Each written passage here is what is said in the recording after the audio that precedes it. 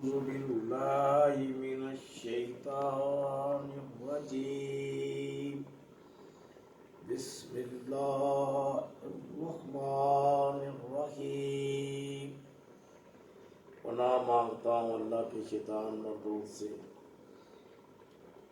شروع کرتا ہوں اللہ کے پاک نام سے جو بڑا مہربان رحم کرنے والا ہے۔ آج یکم رمضان المبارک ہے۔ اللہ رب العزت تمام مومنین مومنات مسلمین مسلمات تمام مسلمانوں پر رحمت کا یہ مہینہ سب کو نصیب ہو، آمین۔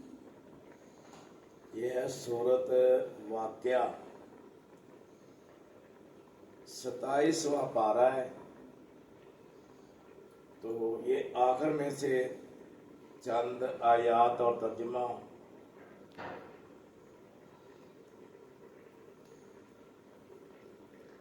أَأَنْتُمْ أَنزَلْتُمُوهُ مِنَ الْمُزْنِ أَمْ نَحْنُ الْمُنزِلُونَ لَوْ نَشَاءُ جَعَلْنَاهُ أُجَاجًا فَلَوْلَا لَا تَشْكُرُونَ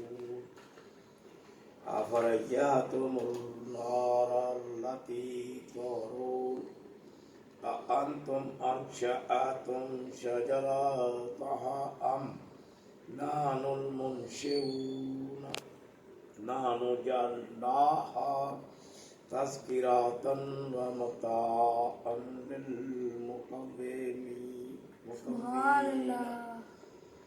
فَسَبِّحْ بِاسْمِ رَبِّكَ الْعَظِيمِ فَلَا أُقْسِمُ بِمَوَاقِعِ النُّجُومِ وَإِنَّهُ لَقَسَّمٌ لَوْ تَعْلَمُونَ عَظِيمٌ إِنَّهُ لَقُرْآنٌ كَرِيمٌ فِي كِتَابٍ مَّكْنُونٍ لَا يَمَسُّهُ إِلَّا الْمُطَهَّرُونَ تَنزِيلٌ مِّن رَّبِّ الْعَالَمِينَ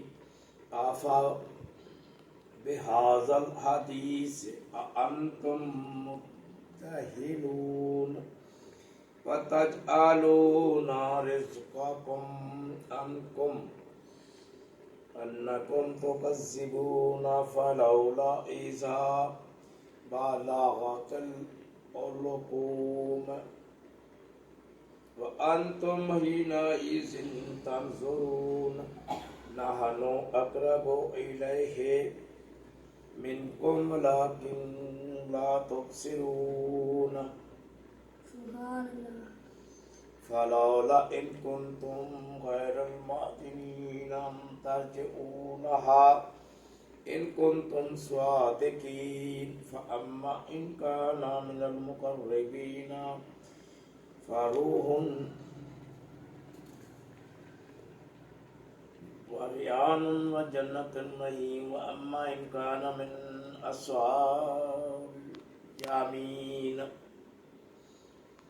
فَسَلَامٌ لَكَ مِنْ أَصْحَابِ الْيَمِينِ وَأَمَّا إِنْ كَانَ مِنَ الْمُكَذِّبِينَ الضَّالِينَ فَنُزُلٌ مِّنْ حَمِيمٍ وَتَصْلِيَةُ جَحِيمٍ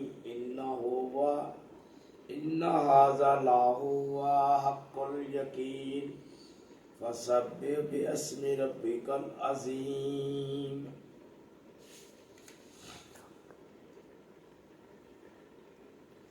جس پر تم بھونکتے رہ جاؤ کہ ہم پر تو تاوان پڑ گیا، بلکہ ہم ہیں ہی بد نصیب۔ اچھا یہ بتاؤ کہ یہ پانی جو تم پیتے ہو کیا اسے بادلوں سے تم نے اتارا ہے یا اتارنے والے ہم ہیں؟ اگر ہم چاہیں تو اسے کڑوا بنا کر رکھ دیں، پھر تم کیوں شکر ادا نہیں کرتے؟ اچھا یہ بتاؤ کہ یہ آگ جو تم سلگاتے ہو کیا اس کا درخت تم نے پیدا کیا ہے یا پیدا کرنے والے ہم ہیں؟ ہم نے ہم نے ہی اس کی نصیحت کا سامان اور صحرائی مسافروں کے لیے فائدے کی چیز بنایا ہے۔ سبحان اللہ۔ لہذا اے پیغمبر تم اپنے عظیم پروردگار کا نام لے کر اس کی تسبیح کرو۔ اب میں ان جگہوں کی قسم کھا کر کہتا ہوں جہاں ستارے گرتے ہیں،